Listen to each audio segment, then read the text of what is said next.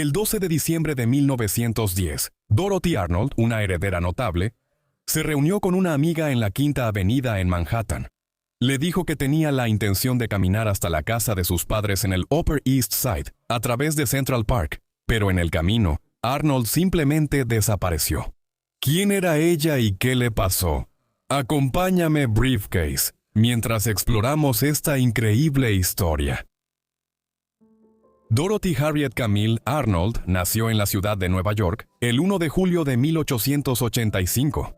Su padre era Francis Rose Arnold, un hombre de negocios cuya familia remontaba sus orígenes al inicio de la colonización europea en Norteamérica, con un antepasado que supuestamente llegó a Plymouth Rock en el Mayflower en 1620. Sus antepasados más cercanos se habían integrado en la alta sociedad y los negocios de Nueva York, y el propio Francis era socio de F.R. Arnold & Company, una empresa importadora que traía artículos de lujo a Estados Unidos desde el extranjero. Esta era una época de prosperidad sin precedentes en Estados Unidos, la llamada Era Dorada, así que el negocio de los Arnold, que se especializaba en perfumes, prosperó, lo que significaba que Dorothy creció en una familia adinerada y conocida en Manhattan. La madre de Dorothy era Mary Martha Arnold. Su apellido de soltera era Samuel y provenía de una familia prominente cuyos orígenes estaban en el Canadá británico. Ella y Francis tuvieron otros 3 hijos, un hijo, John, que era mayor que Dorothy, y otro hijo y una hija, Dan y Marjorie, nacidos en los años posteriores a Dorothy. Para aumentar aún más el estatus social de la familia, la tía de Dorothy por parte de su padre, Harriet, estaba casada con Rufus W. Peckham, un reconocido abogado que se desempeñó como juez asociado de la Corte Suprema de los Estados Unidos entre 1895 y 1909.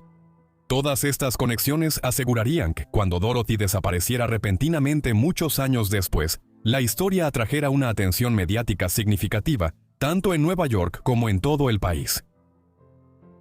La infancia de Dorothy fue como se esperaría de la hija de un rico hombre de negocios en Nueva York durante el apogeo de la Era Dorada.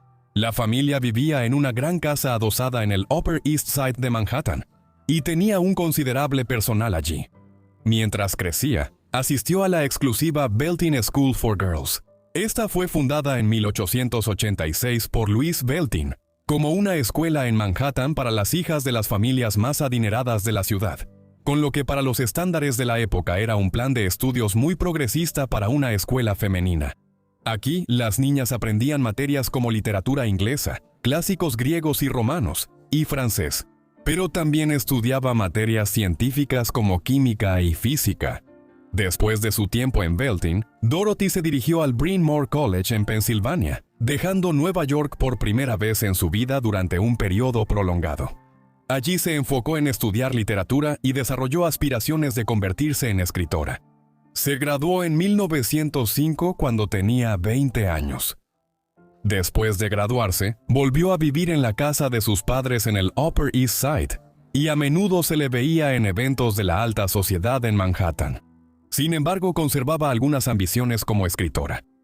Después de un viaje a la casa de vacaciones familiar en el estado de Maine, en el otoño de 1910, le informó a su padre que quería tener su propio departamento en Greenwich Village.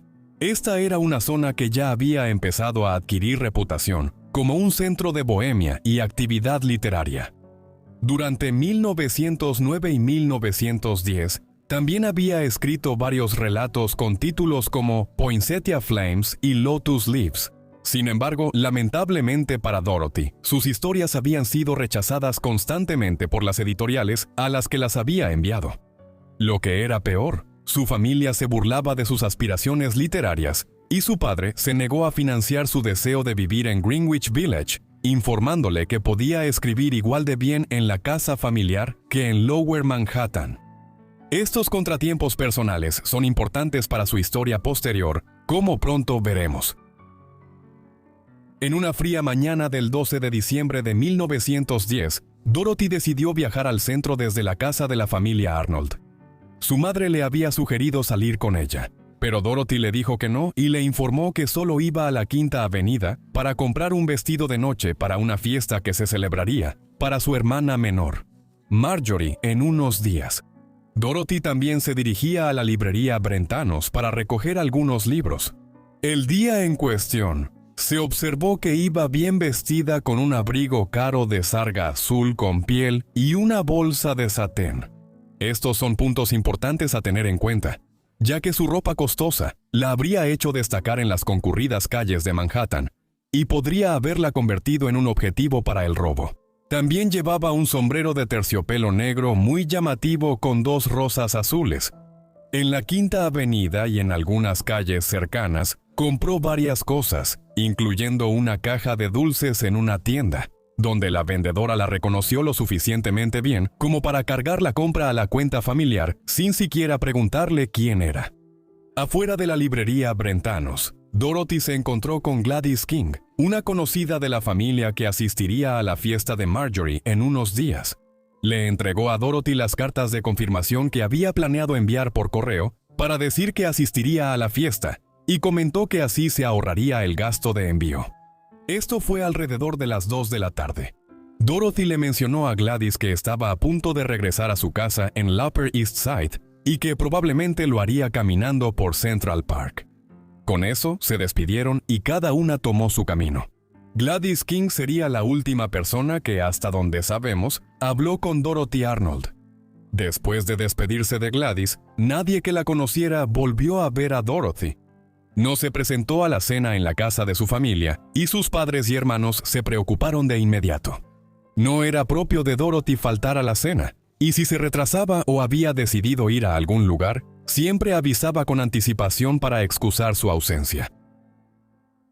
La familia Arnold no contactó de inmediato a las autoridades. Esto era comprensible. Pocas personas llaman a la policía de inmediato cuando alguien desaparece solo por unas horas, y aún así, ellos estaban claramente preocupados. Esa noche, se hicieron llamadas discretamente a algunos de los amigos de Dorothy para preguntar si la habían visto o si posiblemente estaba visitándolos ese día. Todos respondieron que no la habían visto. Los Arnold estaban ansiosos en ese momento por no dejar que se supiera que su hija aparentemente se había escapado. Esto creó una situación que llevó a problemas en las semanas siguientes. La noche de su desaparición, una de las amigas de Dorothy a la que la familia había llamado más temprano esa noche, llamada Elsie Henry, llamó a la casa de los Arnold alrededor de la medianoche para ver si Dorothy había regresado. En respuesta, la madre de Dorothy, una mujer de carácter nervioso de por sí, respondió que Dorothy había regresado a casa, pero que no podía hablar con Elsie porque se había ido inmediatamente a la cama con dolor de cabeza.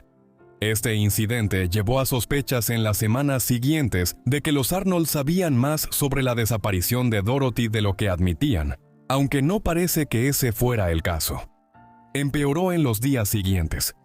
Temiendo un frenesí mediático debido a su prominencia en la sociedad neoyorquina, los Arnold decidieron no reportar la desaparición de Dorothy. En su lugar, continuaron haciendo averiguaciones discretas para tratar de determinar dónde podría estar, además de contratar a un amigo de la familia y abogado llamado John Keith para que realizara algunas investigaciones por ellos. Parece que, en este momento inicial, la familia creía que Dorothy se había fugado en represalia por la falta de apoyo a sus aspiraciones literarias. Fue solo después de que se contrató a agentes de la agencia de detectives Pinkerton, y no lograron encontrar ninguna pista sobre el paradero de Dorothy. Ellos y Keith convencieron a los padres de Dorothy a mediados de enero, semanas después de la desaparición inicial de Dorothy, de acudir a la policía de la ciudad y presentar una denuncia formal por desaparición. Se llevó a cabo una conferencia de prensa en la oficina de Francis Arnold en Manhattan el 25 de enero de 1911 para anunciar la desaparición de su hija. Más de 6 semanas después de que desapareciera, ofreció una recompensa de $1,000 por cualquier información que ayudara a localizarla. Una suma considerable, equivalente a decenas de miles de dólares en valores actuales. Como era de esperarse, siguió una oleada mediática. Gran parte de la atención se centró en una relación clandestina, en la que Dorothy había estado involucrada durante algún tiempo antes de su desaparición, con George Griscom Jr., el hijo de un acaudalado empresario de Pensilvania. Griscom y Dorothy se conocieron mientras ella estudiaba en Bryn Mawr, y desde entonces habían mantenido un contacto frecuente. Sin embargo, él estaba de vacaciones en Italia en el momento en que Dorothy desapareció y afirmó que no tenía conocimiento de su paradero.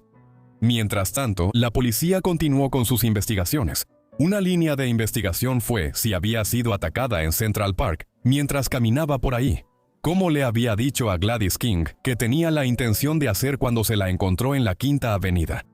El propio padre de Dorothy parecía pensar que esa era la explicación más probable y especuló morbosamente que su hija había sido asesinada ahí y que su cuerpo había sido arrojado al embalse del parque. Sin embargo, la policía pronto descartó esta teoría. Notaron que el nivel de agua del embalse a mediados de diciembre de 1910, cuando Dorothy desapareció, era demasiado bajo para ocultar su cuerpo. Si ella hubiera muerto de esa manera, el misterio se profundizó cuando a principios de febrero, los Arnold recibieron una postal que simplemente decía «Estoy a salvo» y que estaba firmada con el nombre de Dorothy. La letra se parecía a la de su hija, pero una muestra de su escritura había sido publicada en los periódicos de Nueva York como parte de la investigación a finales de enero, y pronto se concluyó que la postal era solo una broma cruel que había sido hecha por alguien que imitaba la letra de Dorothy. Habiendo descartado esto, la policía anunció hacia finales de febrero que la investigación se reduciría. Dorothy llevaba 75 días desaparecida en el momento en que hicieron el anuncio, y sin ninguna evidencia de ningún tipo que sugiriera lo que podría haberle pasado, solo podían concluir que casi con certeza estaba muerta. Hubo numerosos supuestos avistamientos e informes de contacto con Dorothy en los años que siguieron. Estos a menudo se basaban en afirmaciones especulativas de que una mujer que se parecía a Dorothy había sido vista en Nueva York o en algún otro lugar de la costa este, pero nunca surgió nada concreto de estos supuestos avistamientos, aunque continuaron apareciendo. Todavía en 1935, un cuarto de siglo después de que Dorothy desapareciera, la policía recibió una pista sobre un avistamiento de ella en la Quinta Avenida, el último lugar donde se le había visto, el 12 de diciembre de 1910. Esto por sí mismo indica la manera en que la gente deja volar su imaginación. Cuando se trataba de avistamientos de Dorothy Arnold, después de todo, para entonces ella tendría 50 años de edad y probablemente lucía irreconocible comparada con la joven de 25 años que desapareció en 1910. Mientras tanto, los padres de Dorothy continuaron buscándola, y antes de que su padre muriera en 1922, él había gastado más de $250,000 en un esfuerzo por encontrar a su hija o descubrir qué le había sucedido. Hoy en día existen 3 teorías principales sobre la desaparición de Dorothy. Una es muy especulativa. Sostiene que Dorothy estaba embarazada en ese momento, probablemente del hijo de George Griscom, y que esa noche se sometió a una interrupción improvisada del embarazo, la cual salió mal y durante la cual murió. Esto pareció corroborarse en 1916, cuando un delincuente convicto en Rhode Island llamado Edward Glenerath hizo afirmaciones sensacionalistas sobre su participación en deshacerse del cuerpo de la joven en diciembre de 1910 y años siguientes, pero la información que proporcionó sobre dónde estaba enterrada no se confirmó tras una investigación adicional, y más tarde se retractó de su declaración. Además, es muy poco probable que Dorothy simplemente hubiera planeado detenerse en algún lugar de Manhattan de camino a casa, desde la Quinta Avenida, para hacerse rápidamente un aborto clandestino antes de continuar con su día. Los otros 2 escenarios son más probables. O bien Dorothy fue atacada en Central Park, asesinada y se deshicieron de su cuerpo de tal manera que no dejó rastro, o bien decepcionada por sus circunstancias personales y sus ambiciones literarias estancadas, se quitó la vida. Algunos miembros de su familia favorecieron esta explicación de su desaparición, ya que en una carta que escribió a George Griscom, ella aludió al suicidio diciendo: «Bueno, el cuento ha regresado. McClure's me ha rechazado. El fracaso me mira de frente. Todo lo que veo por delante es un camino largo sin retorno. Mamá siempre pensará que ocurrió un accidente». Además, en ese momento, su relación con Griscom iba en picada. Ambas parecen plausibles Pero sin pruebas que respalden ninguna de las dos posibilidades, parece que nunca sabremos con certeza qué les sucedió a los socialites estadounidenses que desaparecieron sin dejar rastro. Muchas gracias a todos por ver este video sobre Dorothy Arnold. Espero que les haya parecido interesante y les deseo una feliz Navidad a todos.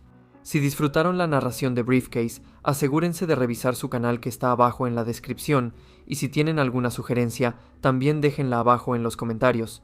Espero que tengan activadas las notificaciones y estén suscritos para recibir todos mis videos tan pronto como los suba. De todos modos, eso es todo de mi parte, así que los veré a todos en el próximo episodio de Forgotten Lives.